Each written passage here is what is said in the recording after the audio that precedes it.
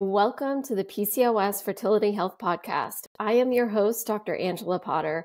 I am a functional medicine PCOS fertility doctor helping women across the country turn their irregular periods around, turn their fertility around so that they have the best chance at getting pregnant with PCOS. And I'm super glad that you are here joining with me today. This is a new episode after a few weeks of hiatus.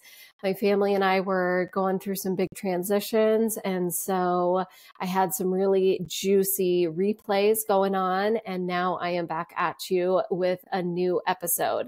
So we are starting 3 weeks of some lifestyle changes that are incredibly impactful for PCOS fertility. And today we're talking about sleep.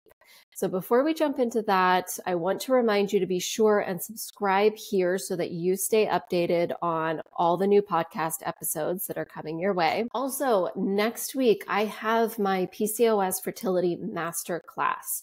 It is on Tuesday, October 1st, and it is a deep dive into the fertility problems, what's keeping you stuck, and then most of all, it's very much a solutions-based masterclass. So you walk away knowing what you can be doing in order to turn around these very common issues that are going on with PCOS fertilities.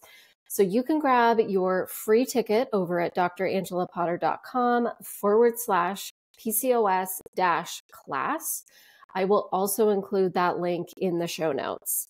And then the last update that I want to share with you is that I am opening the doors to my group program, the Boost My Fertility with PCOS group program. Really excited about this. This program is perfect for you if you have been dismissed by your doctor about your PCOS and your fertility. If you really want to get to the root cause of your fertility struggles, and you enjoy being with other women who are struggling with similar things so that you can support each other. Now, the classes are led by me. We are walking through my PCOS fertility protocol. Other women who have gone through this program within the first month are seeing regular periods and positive ovulation tests. So you get the information from me, but then you have this really beautiful group of women to support you and to get accountability with. So if that feels like something that you really love, particularly that group aspect, then this program is a great fit for you. And in order to get more details, you can talk with me one-on-one, sign up for a free PCOS Fertility Breakthrough Session. You can sign up at drangelapotter.com/PCOS. My calendar will pop up there. Pick a spot that works best for your calendar, and then you and I will jump on the phone to talk about your struggles and how this program can work for you. We are talking about sleep today. Sleep and PCOS fertility. Sleep can impact PCOS, and PCOS can impact sleep. One of the biggest connections between sleep and PCOS that I see is the insulin resistance piece. Let's talk about what that means. During the day, if you are somebody who has insulin resistance, or if you have blood sugar issues and your blood sugar crashes, you feel it. There are symptoms that you know in your body and you're like, oh my gosh, this is my blood sugar crashing. Those symptoms are classic, like hangry. That's going to be the biggest one, right? Feeling really irritable and not very happy, really snappy. You could also feel kind of shaky or get some blurry vision. Anxiety can come up. Those are the classic signs of low blood sugar. Food cravings, being really hungry, of course, and then cravings for sugar. Okay, and so those are ways that your body shows you that, whoa, okay, your blood sugar is crashing. We need to eat some food. That's what it's going to do during the day when you're awake and walking around. In the middle of the night, your blood sugar levels are still going up and down, but we don't necessarily feel those same symptoms because we're asleep. So the classic sign that blood sugar is crashing in the middle of the night is waking up. Waking up in the middle of the night. That is the number one reason that I see people wake up in the middle of the night. It is because their blood sugar is dysregulated and it has crashed in the middle of the night. When your blood sugar is crashing, that is a red alert for the body. Your body loves you and it wants you to survive. And so when that blood sugar is low, it needs to do something in order to get you to eat food to get your blood sugar back up. In the middle of the night, it wakes you up. And so you might not feel hungry, but insulin resistance affects 80% of women with PCOS. So if you are in this really common group of PCOS and you're also struggling with waking up in the middle of the night, then that blood sugar piece, that elevated insulin, that blood sugar crashing could very well be the cause of what's keeping you awake in the middle of the night. And then, of course, sleep issues are a vicious cycle because the more you're awake at night, then the more during the day, your cortisol is going to be elevated, which spikes your insulin, which is going to make the next night's sleep not very good as well. So here's the thing, what to do about this.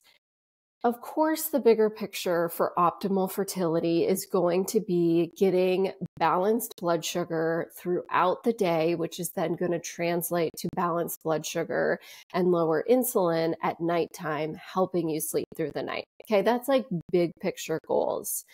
But you want to be sleeping, right? And so you need something that helps you sleep. And so if blood sugar issues are the cause of those middle of the night wake ups, then I recommend having a little snack next to bed, handful of almonds, a starchy fruit like a banana, something, it can be really small, maybe some cheese, and you eat that, and that then helps your body go back to sleep. Another connection between sleep and PCOS is cortisol. Cortisol is our body's stress hormone. And this, I'm talking to you if you are more in that camp of you can't fall asleep at night. You feel tired and then you get ready for bed, you jump into bed, and all of a sudden your mind is wired and you just can't relax and fall asleep.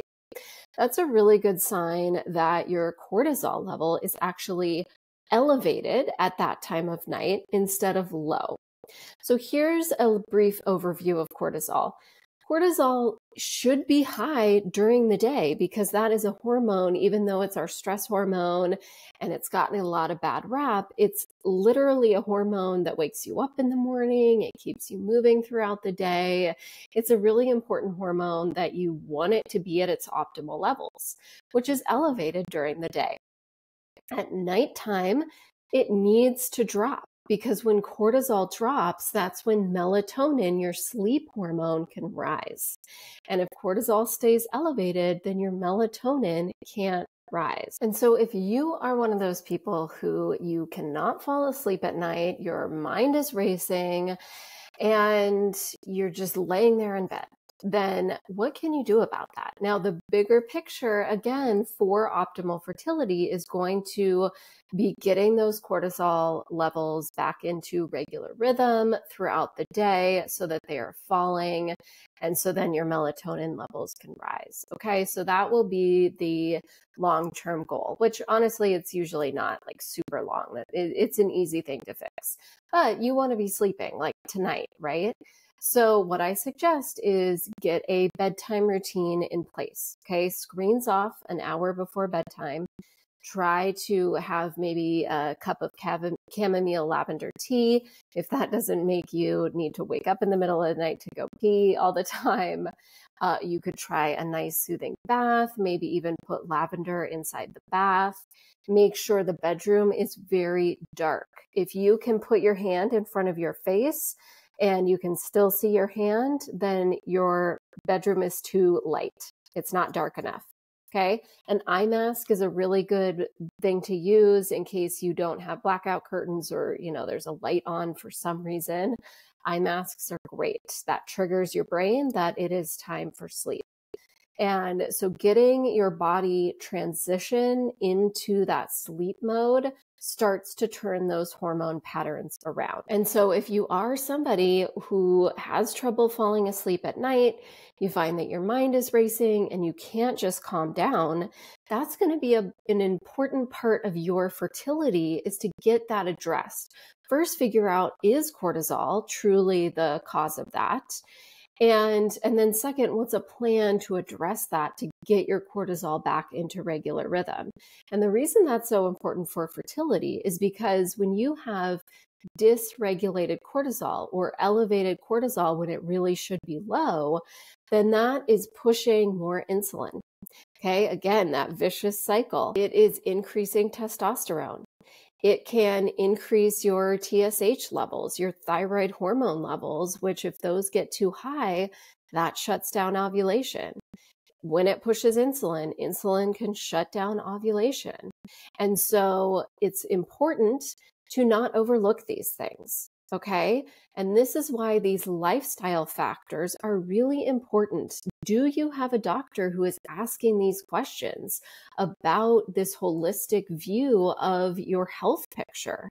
Because if not, then you have an important missing link in your fertility journey. If you need help putting these PCOS pieces together, getting your sleep better so that the other hormones like insulin and cortisol are working as they should to help with your progesterone and your estrogen and your ovulation, and you do not have a doctor who is putting these pieces together for you, then your next step is to sign up for a free PCOS Fertility Breakthrough Session. And that is where you and I are going to talk about what has been keeping you stuck, why what you've tried is not working for your fertility, and then what you can do in order to turn that around. So I'm here for you. I make this podcast for you. And if you need help, then this is your next step in order to start moving forward on getting that plan for optimal fertility. Thanks so much for joining me here this week. It's such a pleasure to be back here with you. And just a reminder that this podcast is for informational purposes only. It should not replace medical advice that you are getting from your doctor. And the only way to get specific information from me about your fertility needs is to sign up for one of those free PCOS fertility breakthrough sessions, which you can sign up for at drangelapotter.com/PCOS. And if nobody has told you this today, then I want to be the one to tell you that I believe in you and I believe in your ability to get regular periods, to improve ovulation, and to get the very best chance at getting pregnant with PCOS. I'll see you right back here next Wednesday. Bye.